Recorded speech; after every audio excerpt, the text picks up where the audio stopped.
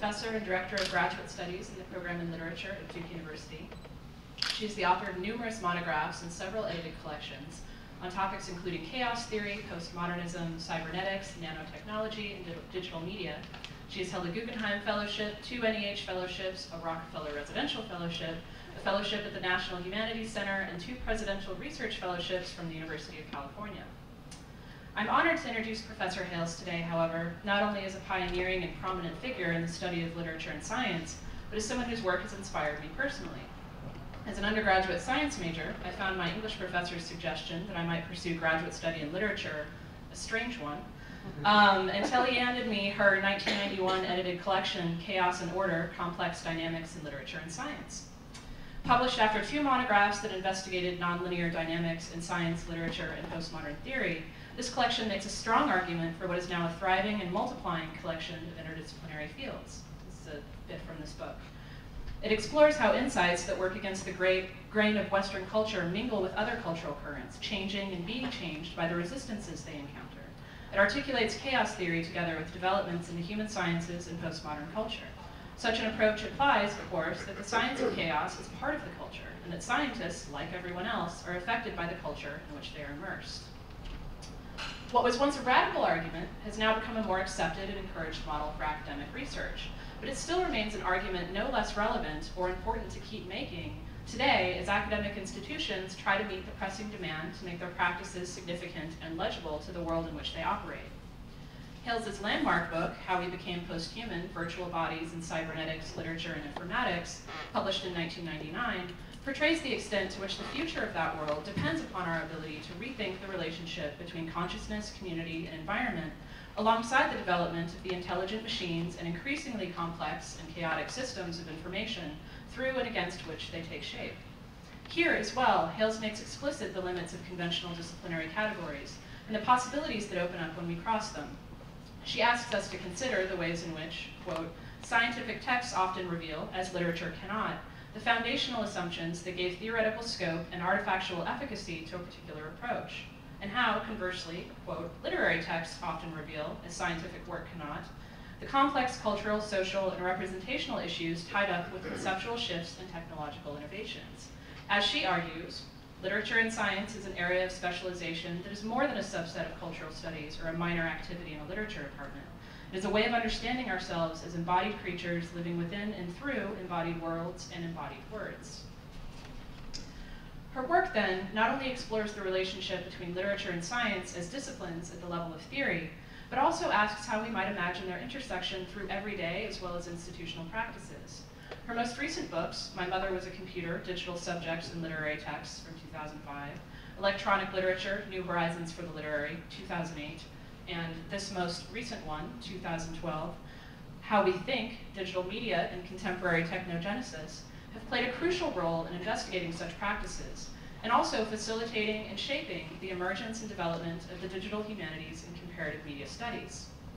Her talk today follows this trajectory in contributing to the English department's year-long conversation about the technological sublime by considering the relation between real and virtual money and transnational and global cultures. And of course, that conversation is ongoing and part of our Convergence series for the year. So if you're interested in more of the technological Sublime 2.0 events, go to the English department's website, and at the top there you can click and see all of those events there, and we hope that you guys attend. Thank you all for joining me today and giving Kate Hayles a warm welcome to the Poetry Center and the University of Arizona.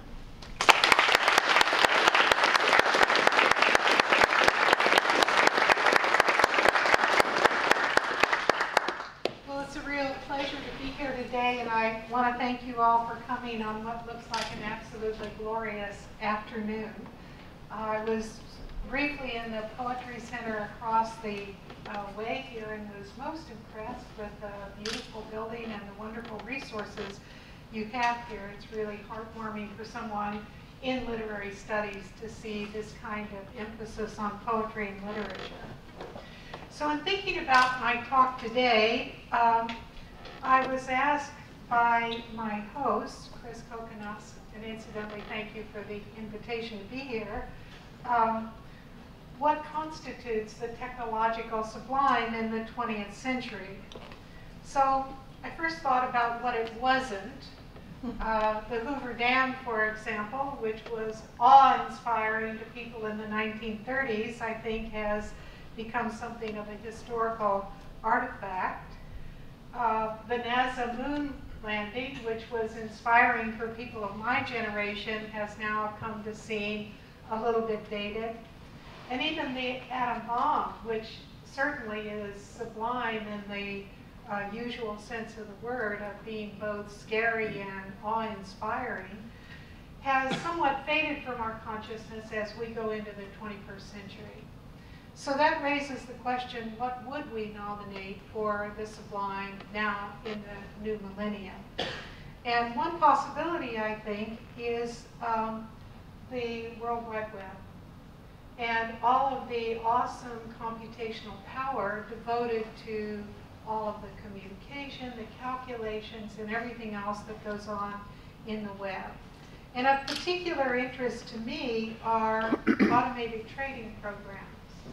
So I have a little digression here to tell you why this attracted my attention.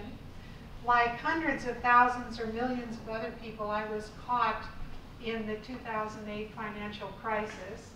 And in a matter of a few weeks, I saw a third of my life savings since age 14 to the present, somehow disappear. That got my attention. And so I decided that I would read much more about this because I was relatively ignorant about something like finance capital. And the more I read and the more I learned, the more alarming I found it. And it's now my belief, based on 2 or 3 years of study, that it's entirely possible that not only would a similar crisis happen again in the near future, but that if it happens again, it is likely to be much worse than the 2008 financial crisis. So I was interested in exploring what we might call the root causes of this problem and what can we do about it. So what follows now is a story following different views about programs and their significance for our human future. But to set the context for that, I first have to describe our financial system as it currently exists. And for that, I'll need to consider the role of Wall Street and the role that it played both in the 2008 crisis and before. So now I turn to my prepared text. Among the most powerful assets of Wall Street are its narratives of legitimation. According to this set of stories, Wall Street, more specifically investment banks, help American corporations become more competitive in the transnational marketplace by transforming them from bloated, inefficient organizations into leaner and meaner companies that can succeed in the face of global competition. Going along with this large narrative are a series of smaller related stories. That investment bankers are smarter than the rest of us. That investment banking is a meritocracy where only one's intellectual abilities and drive to succeed determine one's fate. That the sole criterion for the success of a corporation is shareholder value, which accordingly trumps every other kind of value. That the market determines who wins and who loses beyond the machinations of any small group of people. And that globalization demands flexibility and with it the fungibility of employees who must be ready to be fired at any moment, a demand the market imposes to make a corporation competitive. These narratives enable investment banks to lobby successfully for more political power, convince corporations that market conditions require their existence, and persuade the general public that they can perform useful and indeed essential services. Ultimately, of course, these narratives translate into more money for the very people who are creating much of the financial chaos in which the United States now finds itself mired. A good starting place for understanding how automated trading programs came to possess their power then is deconstructing the various parts of this narrative. Consider first the assertion that investment banks help U.S. corporations by disciplining them to become leaner and meaner. Susan Faluti's investigative report on the 1987 leveraged buyout, LBO, of Safeway, published in 1990 in the Wall Street Journal, scarcely a bastion of anti-corporate sentiment, reveals the hidden human and financial costs of converting what we may call the social corporation into the shareholder value corporation. While the social corporation acknowledges multiple stakeholders, including employees, managers, and communities, as well as shareholders, the leveraged corporation pledges allegiance only to shareholder value and thus focuses solely on current stock prices, resulting in a foreshortened planning horizon stretching only to the next quarterly report at that. Safeway CEO Peter McGowan, faced with the prospect of a hostile takeover by corporate raiders Herbert and Robert Half, took the corporation public with the help of buyout specialists Kohlberg, Kravis, and Roberts, KKR. KKR and McGowan proceeded to strip the company of assets, selling off entire divisions and closing others. The profits that KKR and investment banks made from buying Safeway were enormous. KKR charged Safeway $60 million for putting together the deal, yielding a handsome return for the 5 KKR partners who contributed only $2 million, or roughly 1.1% of the equity.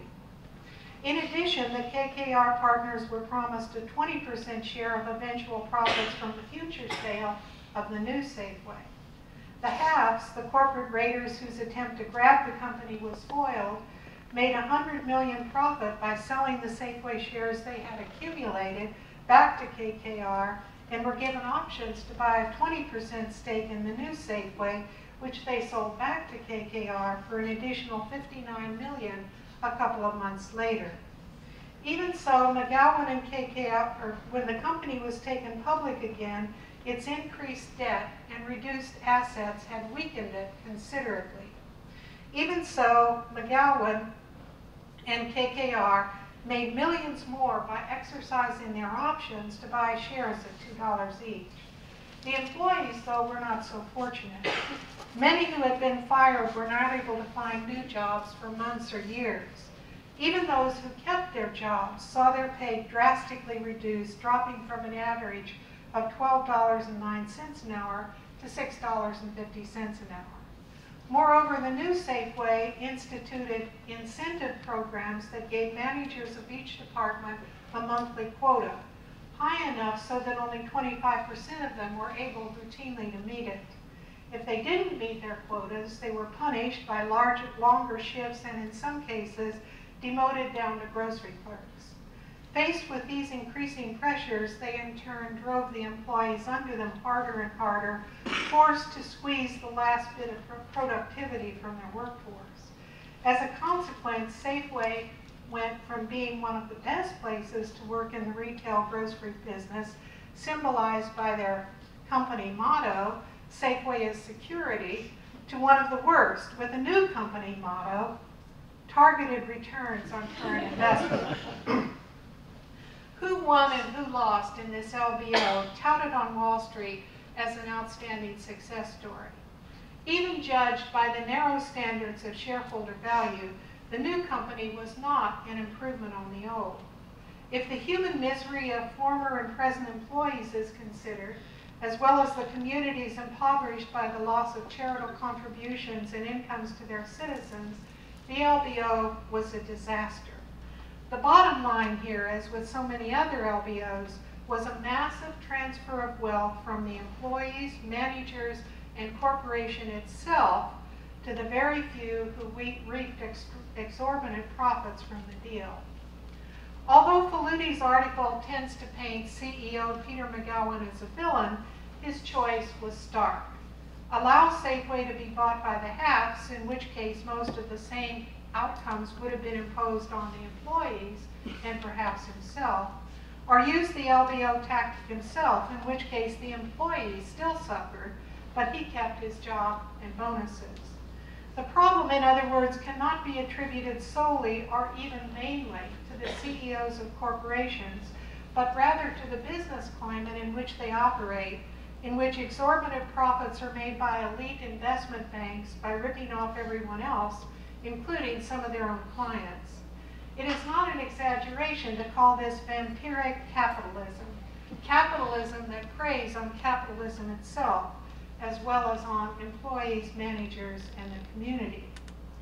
Investment banks were not always the deal makers and kingpins. In the wake of the Great Depression, corporations wanted little to do with them and financed their expansions and other deals out of current income and asset sales on their own. Through aggressive lobbying and the development of new, unregulated financial instruments, investment banks began to reinsert themselves into economic processes underwritten by neoclassical economic theory that argued shareholder value was the sole criterion for success. Before the theory went neo, the father of classical economic theory, Adam Smith, famously argued in The Wealth of Nations that the market's invisible hands sorted everything out for the best. The weak might go under, but the strong survived and prospered, and the economic system as a whole grew stronger. However, when Smith argued that the owner was best suited to watch over his business because his interests made him a sharper watchdog than anyone else, he had in mind a small business owned and managed by one person with perhaps less than a dozen employees. Indeed, he took a dim view of businesses where the owner entrusted his interest to a manager or overseer precisely because a middleman was inserted between the owner and the day-to-day operations of the business. In neoclassical economic theory, by contrast, the shareholders are asserted to own the corporation. This interpretation elides a crucial reality in the modern corporation, that an axe had severed the bond between management and investor capital. Selling shares is not equivalent to ownership as Adam Smith understood it. Rather, it amounts to separating the power to make decisions about the business from the process of supplying capital to finance those decisions. Except in rare instances, shareholders do not make decisions. Rather, shares are a way to acquire liquidity without conceding control.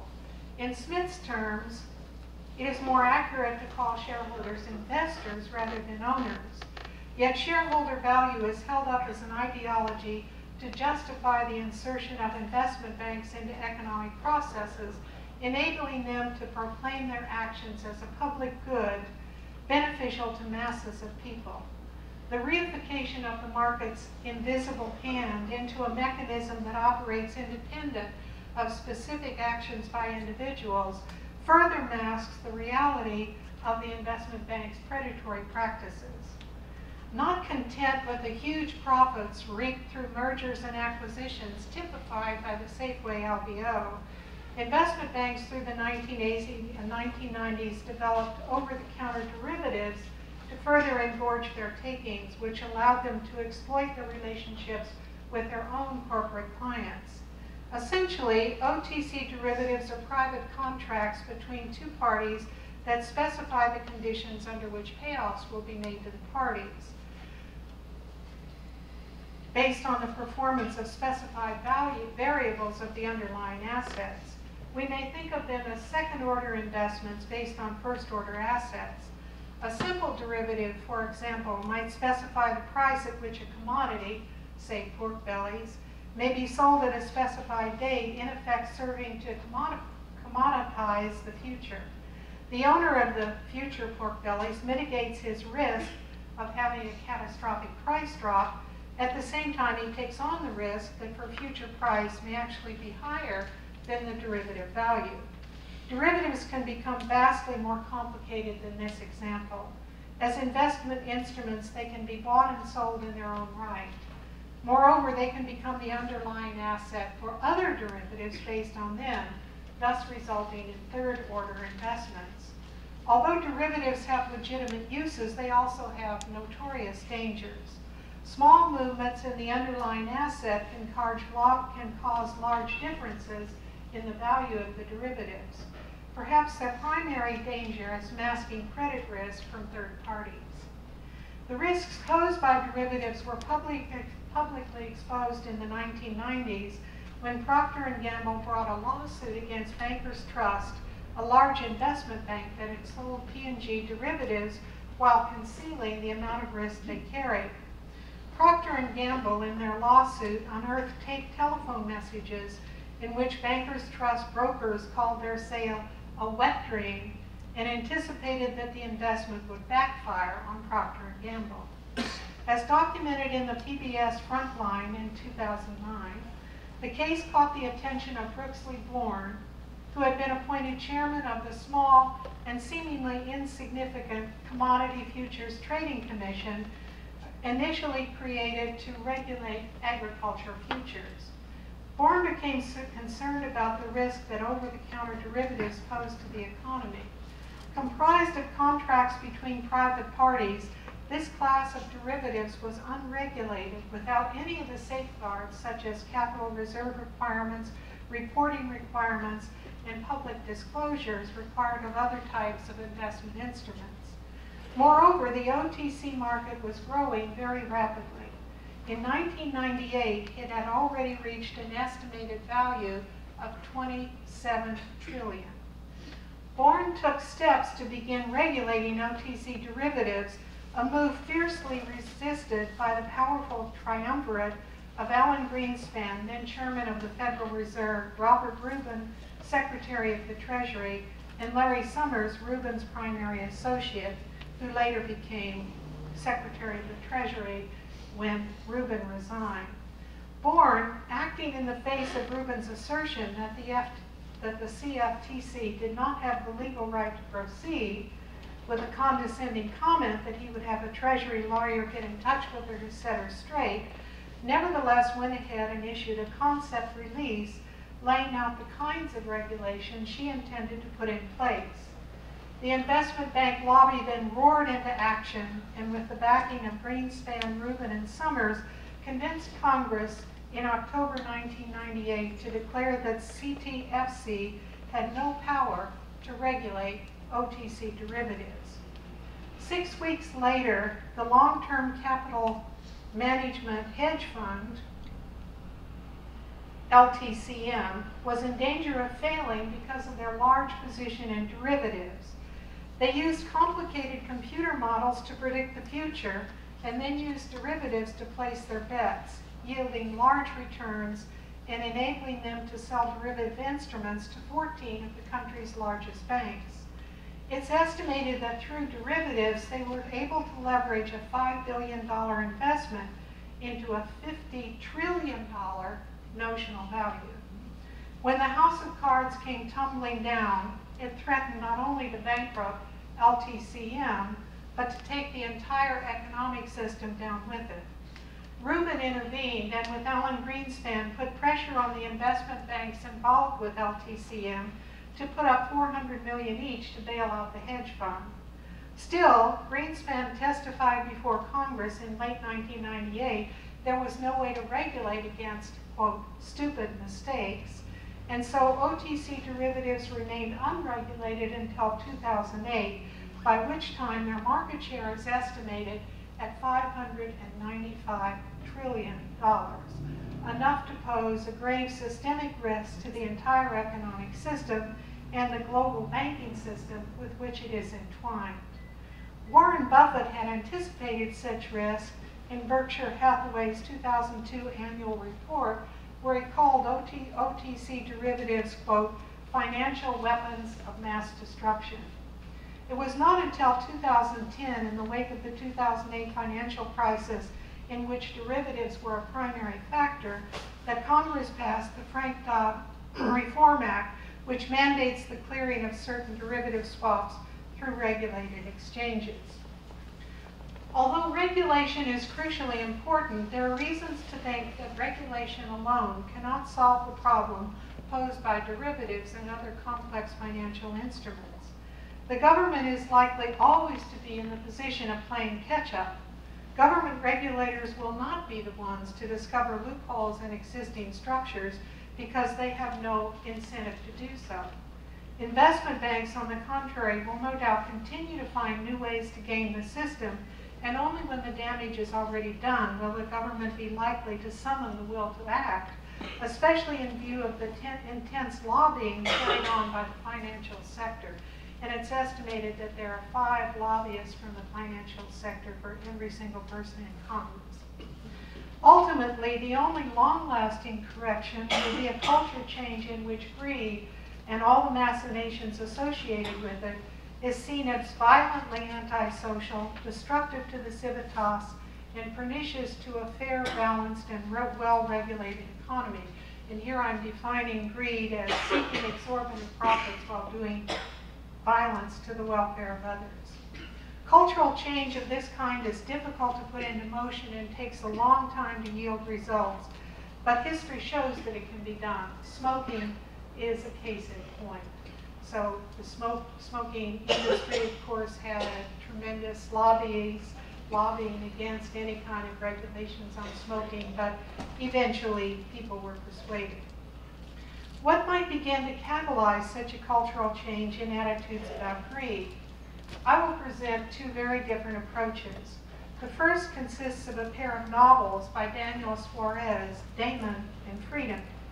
Suarez imagines that a computer genius, sort of novel on Steve Jobs, who writes massive online computer games, Matthew Sobel, creates an automated computer program, the Daemon, that goes into action when he dies at an early age from cancer. The Daemon then proceeds to recruit allies in the real world, using a backdoor in an online game map as a kind of new virtual territory. It soon becomes a proto-nation with its own currency, citizen identification.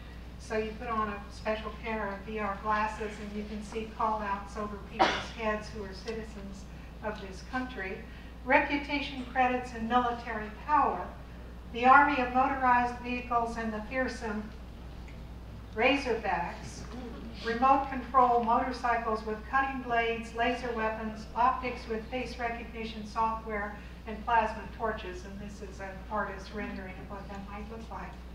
Daemon thus introduces a new variation on the formula that Giovanni Arrighi uses to analyze the evolution of capitalism from the 16th through the 20th century. Whereas Arrighi uses the interplay of 2 different capitalist logics, one focused on the expansion of territory, the other on capitalist networks, Sobel's avatar, resurrected as a virtual being after his death, asserts that both of these forms are doomed to obsolescence because they depend on a central authority and a city or nation state. So Arrighi's argument basically is to show how, beginning with Italian city-states in the 16th century, there was always this interplay between an emphasis first on expanding territory, think of the British Empire in the 19th century, or expanding trade networks, which was the case for the Italian city-states. And he shows in this magisterial work how we can understand the evolution of capitalism through 4 centuries by the dialectic between these 2 logics. But now Suarez is imagining an alternative. So he imagines a virtual realm as a new kind of territory capable of acting as a state under the absolute authority of the Daemon. This leads to another variation in Arrighi's formula with a third kind of logic, virtuality, intervening in the logics of territory and capitalist networks. So I'll just go back to this other slide. The argument Marx made was that money flows through a commodity, which in turn is converted into more money. So you have M, C, M prime, where M prime means more money. What Arrighi was arguing was that territory flows through money, flows through more territory. Or conversely, you start with money, you go through territory, and then you wind up with more money. And his argument is to show how these variations work out through 4 centuries. But now in Daemon, we have a new proposition, a proposition that Suarez sees as characteristic of the 21st century rather than the 4 centuries preceding.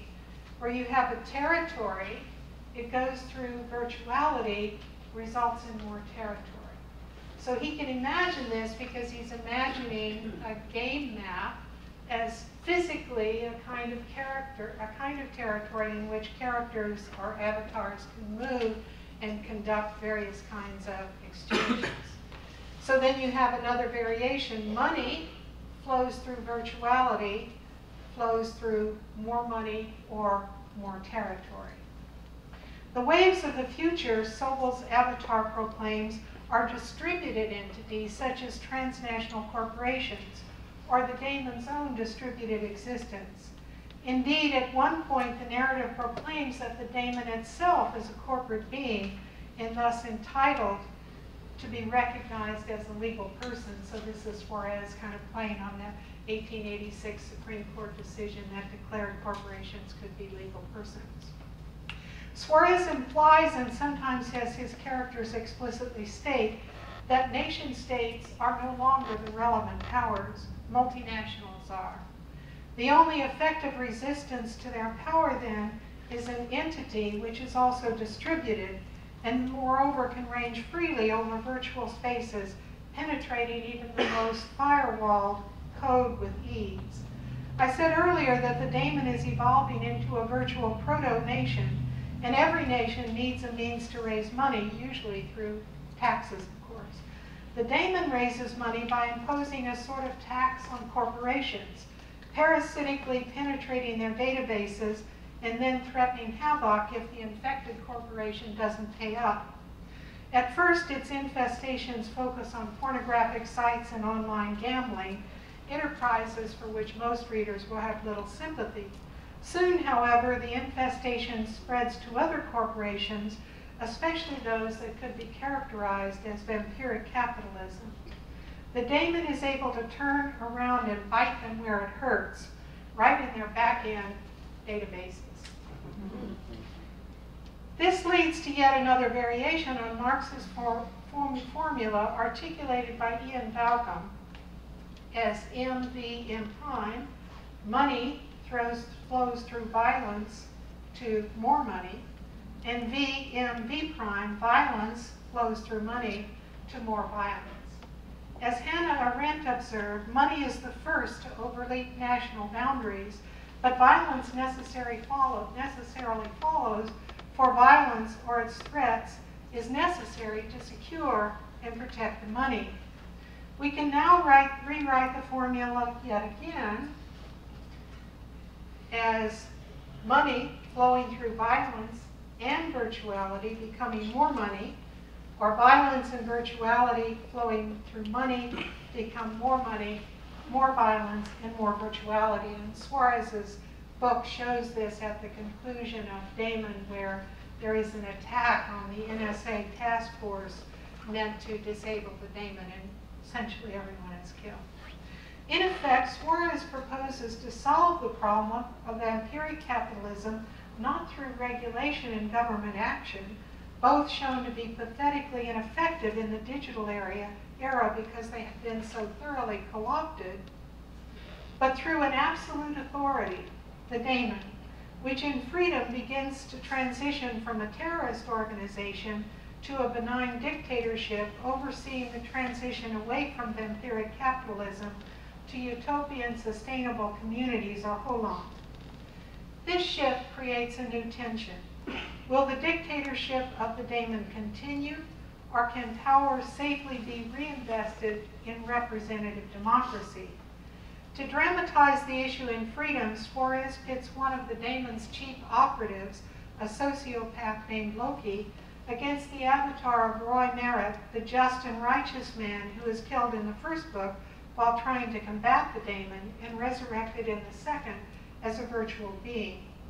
Merritt can be resurrected because he has become a hero in the darknet community, which knows that in fact he was killed not by the daemon but by the major, the military operative working at the behest of vampiric corporations. The conclusion of Freedom reveals that Suarez is unable to resolve this tension. In fact, it results in a kind of incoherence in the book, wanting both to endorse his utopian vision of representative democracy in the digital age in which darknet citizens intervene directly by voting to empower the merit avatar, and realistically recognizing that such utopian communities cannot survive in the real world in the face of overwhelming corporate power without the protection of the daemon. So when Freedom's protagonist, Pete Seebeck, is asked at the novel's end by Sobel's avatar if the daemon should continue, he's now earned the right to decide should the daemon be killed or should it go on. He is forced to answer, however ambivalently in the affirmative. Suarez's novels can thus be seen as a kind of technological sublime in which the also power of the daemon functions as a deus ex machina, presumably because Suarez cannot see any other way in which the power of empiric capitalism can be curbed. If we continue on our present path, he implies, then empiric capitalism will inevitably function as an irresistible force willing to take down the entire global economy to engorge its own profits.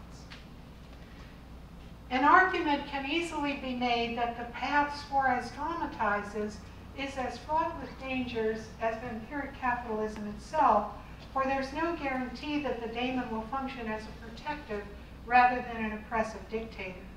To his credit, Suarez recognizes this, but apparently can think of no better way out of our present situation, having given up on the US government to solve the problem.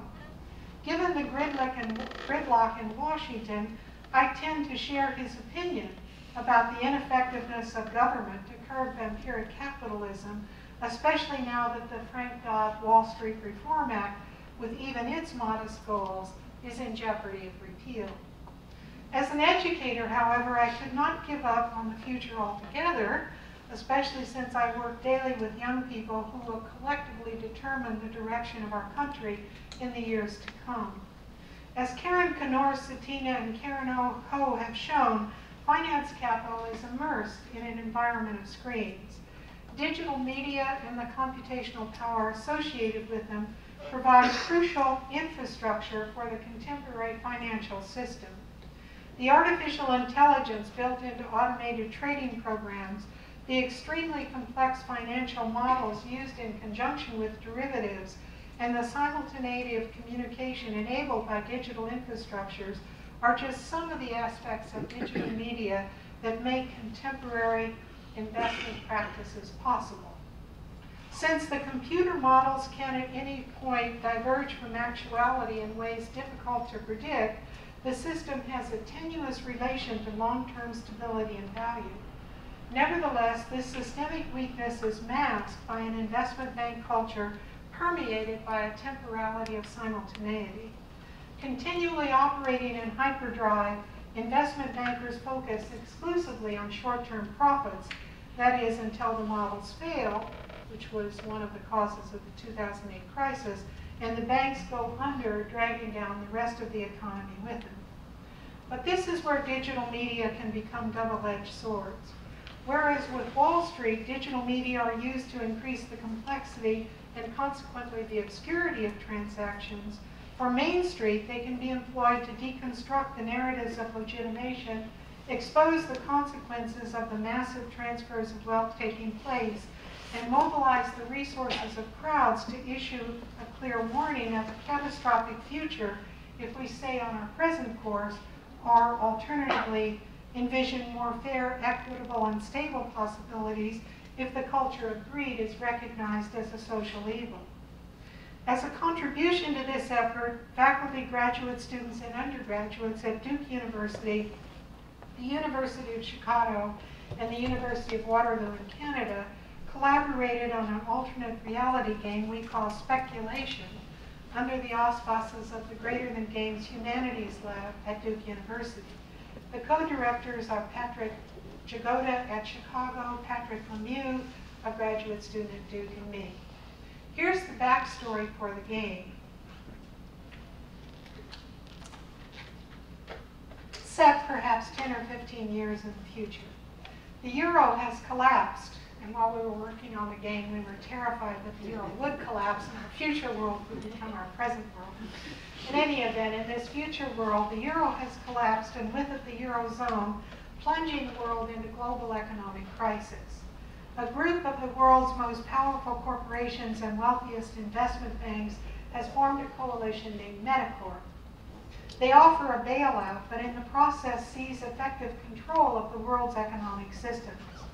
Democratic institutions still exist, but since Metacorp controls the purse strings, they must dance to their tune, much as developing countries do now with the World Bank.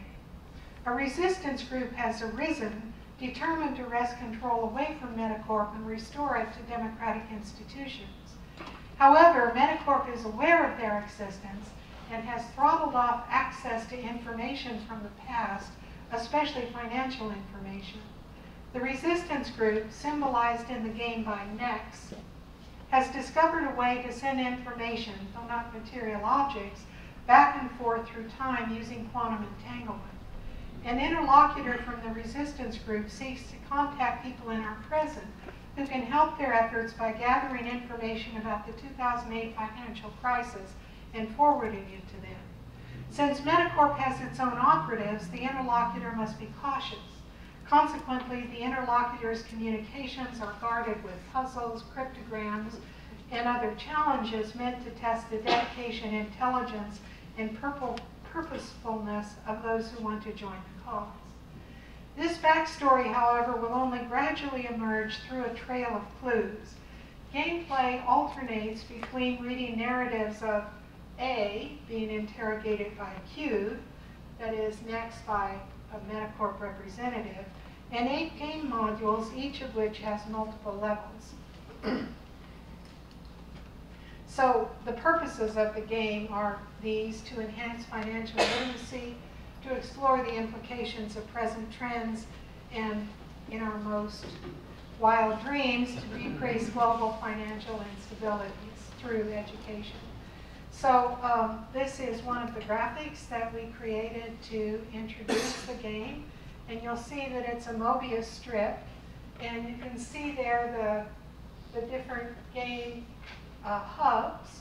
And each of those hubs is composed of a level, say level 1 through 8 hubs, 8 modules. So you play through level 1 on the 8 modules, inserting the passwords that you get there. That opens up the narrative of Nex being interrogated. You read that, then you go on to the next hub that has level 2 of all 8 modules, and so forth. And it's a Mobius strip because the game is extremely complex and devious, and the narratives are meant to solicit the kind of close reading that literary scholars believe in, and to intrigue with clues and subtle connections that gradually become clearer as the game goes on. So the plan here is to alternate these narratives of interrogation with gameplay module, with another subsequent narrative, and so forth, all of which kind of bend back upon themselves. Some of the modules can be solved through collective effort. Others will require each person to go through a procedure that in effect yields information about the current economic crisis, outlines consequences, and suggests alternative possibilities. So these are the different modules that we created. Game meant to sort of simulate the dynamics of credit default swaps, where you actually win by losing, balancing ludic pleasure against acquiring money. Naturalization of credit. This module was loaded with historical information about how we came to believe that money was worth anything and how credit and debt evolved. International currency trading module, where you have to make some bets about what's going to happen in the future by balancing different currencies, and as you go through this module, the bets get harder and harder to win. A wonderful module on the psychology of investment bankers that starts with kind of an ersatz career test, where you test your aptitude for being an investment banker, and you can imagine the satiric thrust of that on into a simulated interview where you see a man, you don't see his face very clearly because of the lighting, and he's interviewing you for a job in an investment bank. Collateral ecological damage, which was explored through a text adventure game with lots of clues about what had happened to the whole ecology of the globe. A stock trading program, and then a module which was stored on USB sticks distributed at locations in Durham, Chicago, and Waterloo about plutonomy. Plutonomy is a neologism that Citicorp invented in a letter they sent out to investors, arguing that the economy was now driven by the wealthy. So plutonomy is a neologism combining economy and plutocratic, the plutocratic sector of the society, and they tried to stamp out these investor memos. They were published on the web, and they would send cease and desist letters to the websites that published them, and websites would take them down, but then they'd pop up somewhere else in kind of typical web fashion. So these USB sticks contain these files as well as some others. And then another real-world module that used headset that detects brainwaves from a company called Mindware to explore neuroeconomics in the future. So to just give you a little taste of this game and how it operated, this is an image that refers to the book called Black Swan by the economist Taleb. And the subtitle of that book is Very Improbable Events, like a stock market crash, for example, and how our whole psychology is geared not to pay much attention to highly improbable events, but in fact that highly improbable events can have a determinate effect on our future. You can't see it very clearly in this image, but this appears as an image in that module, and across the top there's a little string of black. So if you take this image and put it into a text file, you're then able to read the little text at the top, but you have to be canny enough to know to do that. This is what the Reveneural module looked like. So the story here is that a bunch of economics students at Duke and elsewhere have a startup called Reveneural, which combines biofeedback and biodata with financial consulting. So this module was enacted at Duke, Chicago, and Waterloo by having a student in a white lab coat pose as the facilitator of the test. So in the game, you were given the location and a sign-up sheet for times you could go to these locations, and the mock lab assistant would then fit you with the headset and guide you through a few training exercises. And then the assistant would say, well, I don't want my presence to interfere with your brain emanations, so I'm going to go in the other room. So one of the little exercises before he leaves the room is this: you're supposed to gather up the money. The more money you gather up, the more successful you are in training your brain waves to collect money. But as soon as he leaves, you get this message: do not alert the guard. The neurology death cult and metacorpses must not come to be. And now the game has been hacked, and you now get highly subversive games to play. And this is a sketch of one of them, where you're using your mind waves to shoot out employees out of a cannon aimed at a bunch of investment banks. And this is what it actually looks like in the game. You can't see the employees. If you use too much ammunition, you get the message you have run out of employees. But if you're canny and you know what to shoot at, you can topple the entire triangle here of investment banks, and then the message comes on: congratulations, you have toppled the economy. So the game was launched last April 15th, the auspicious date that we'll all recognize. It ran through August of 2012. And during the spring, we were so busy creating the game that we didn't have time to do any play testing other than to just make sure all the modules worked. But I wanted to know much more about how players were actually playing the game. So this fall, I convened a group independent study with 5 Duke undergraduates, all of whom are expert gamers, but naive about finance capital. And the first thing I learned was that the paths that we had set out for our gamers were not at all the paths that the gamers were following. And that unfortunately, the shortcuts that they ingeniously invented had the effect of not letting them make a connection between the game they were playing and the game outside the game, which is finance capital. So that sent us scurrying back to the drawing board to redesign the game to make clearer the connections that we hoped that they were going to get.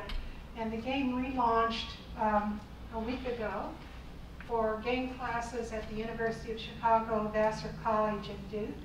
And we invite you all to play it. It's not too late to join. And you can read those delicious narratives, seeded with all kinds of literary allusions to works that envision something like Metacorp, like Gravity's Rainbow, and other works. And so I'll conclude by playing the trailer that we set up for the game. This is on Vimeo. You can find it if you do a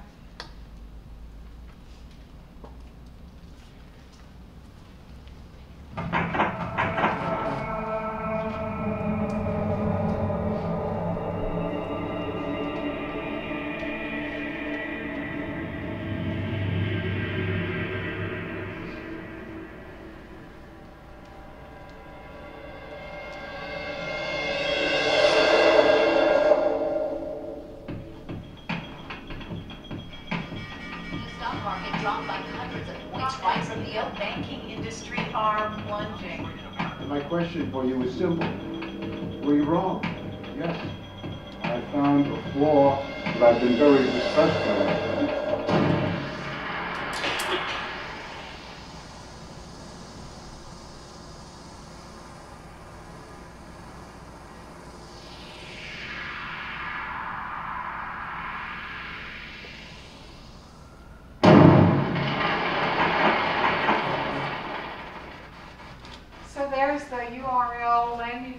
Speculation.net, but with a 1 instead of the I in speculation. So with that, I'll conclude and invite your comments and responses. Thank you.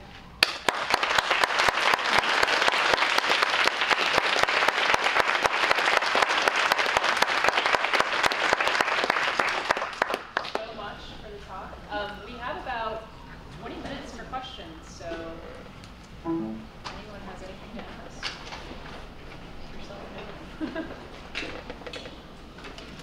Okay, I'll ask the question. So we have some students here who are studying science fiction. I wonder if you could just briefly talk about how you came to science fiction as a reader and as a critic, because for so long it was marginalized in the academy, even as it was so important culturally. And I just wonder if you could briefly talk about that journey as a reader and critic and how you came to it. Sure, I've taught science fiction and written about it now for 2 or 3 decades. And I do so because I think that science fiction is actually our most important literature of ideas. That it's in science fiction you'll find serious and sustained explorations of technological possibilities, technological problems, playing out in narrative form various scenarios and so forth. And Suarez's books, I think, are a good example of that, because he's gone beyond Arrighi, for example, by imagining that a game map could actually function as a territory, and that you could build a state, a proto-state on that game map. That seems to me a really interesting exploration. But I could name, dozens of other books that I've taught and I've read where I see the kind of serious engagement with technology and science that I all too often miss in mainstream contemporary fiction.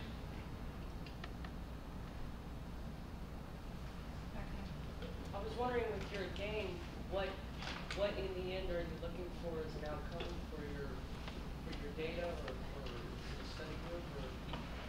Well, the independent study group that I'm conducting now at Duke are keeping play logs and giving us daily reports and recommendations from their viewpoint of how the game can be re-engineered and redesigned.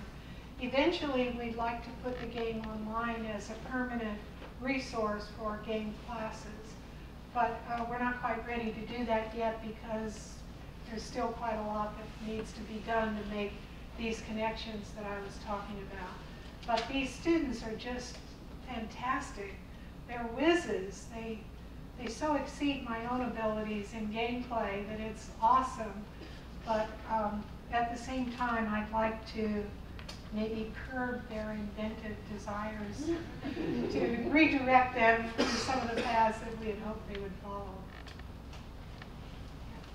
Do you see the game as being used for economics students? Would that be a possibility? We'd love to have economics students play this game.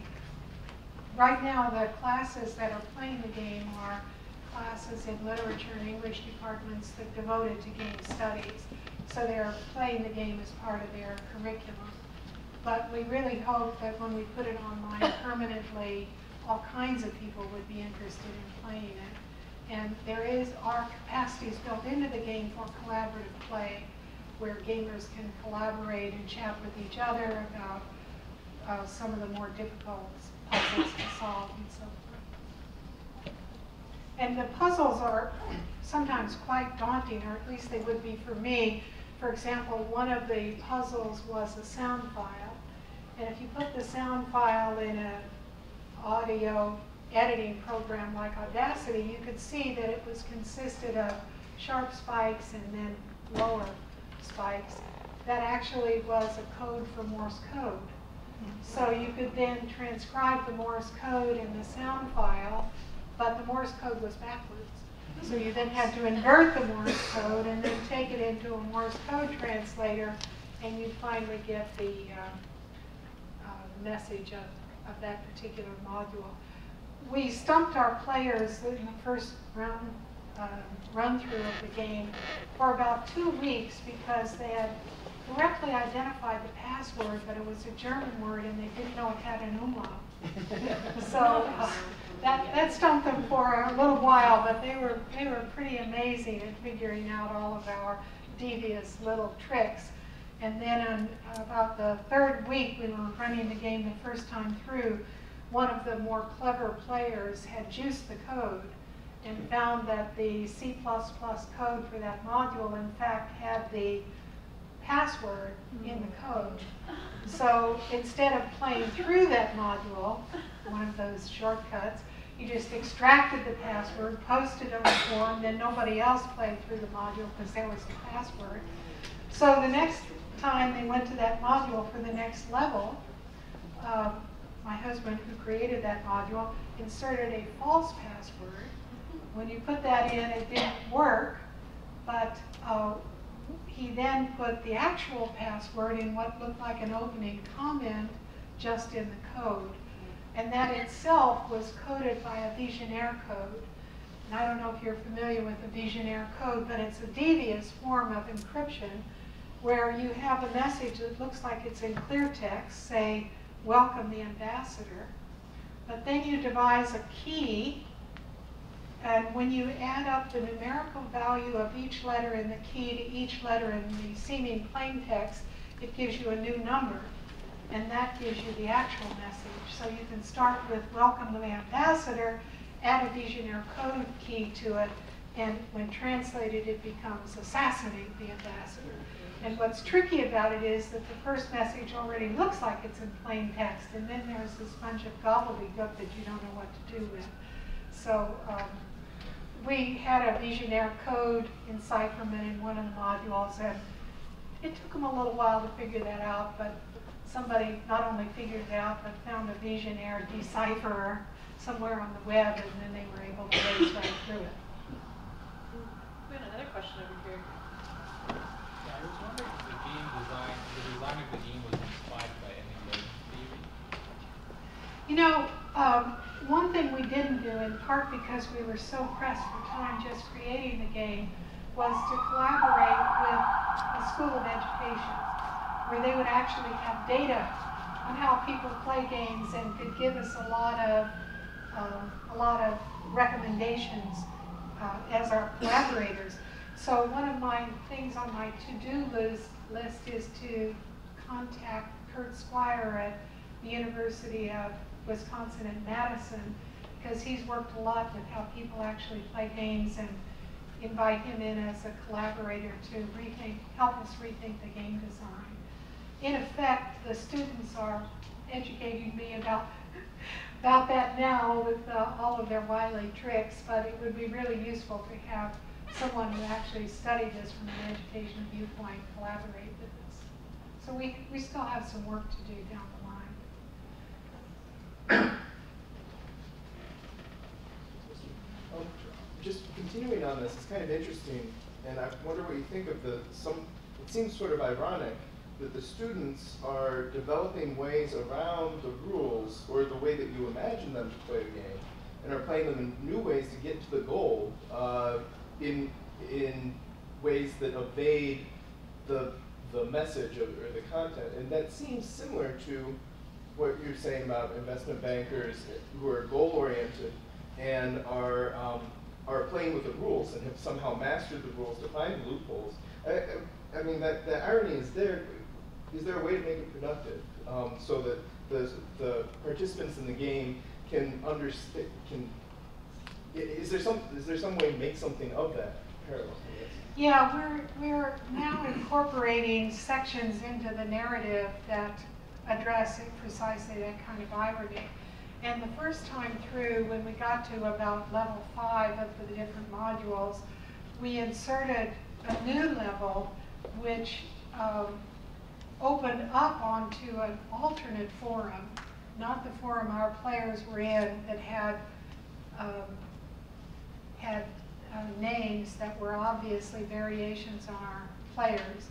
And they had a whole discussion, which of course we, in fact, were writing about what they were supposed to be getting out of this game.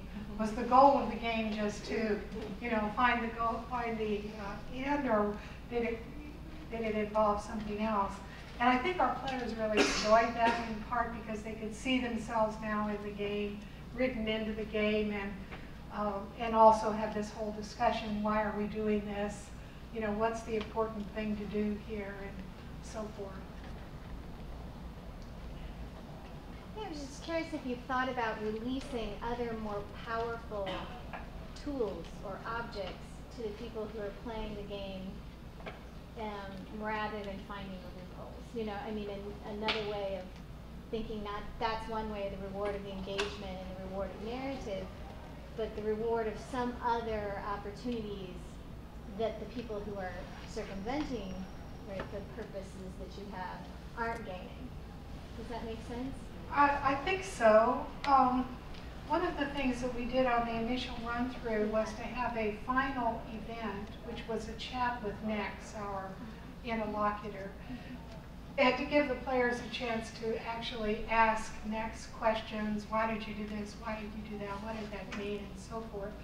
And that event was scheduled for an hour-long chat, and in the end it went over 4 hours. Yeah. So they were so engaged with this modality that they really wanted to extend it as much as they could.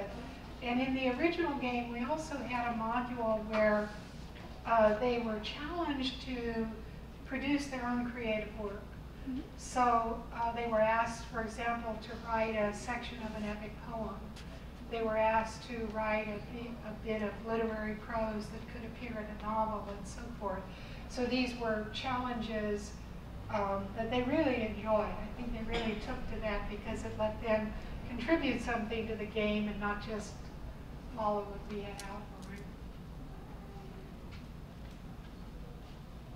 I think we need to wrap it up. But I wanted to thank you all for coming, and again, if you're interested in more of the Technological Sublime 2.0 Convergences events, you can visit the English department at the University of Arizona's webpage and find the schedule there. But thank you again to Kate Hayles for visiting us and letting us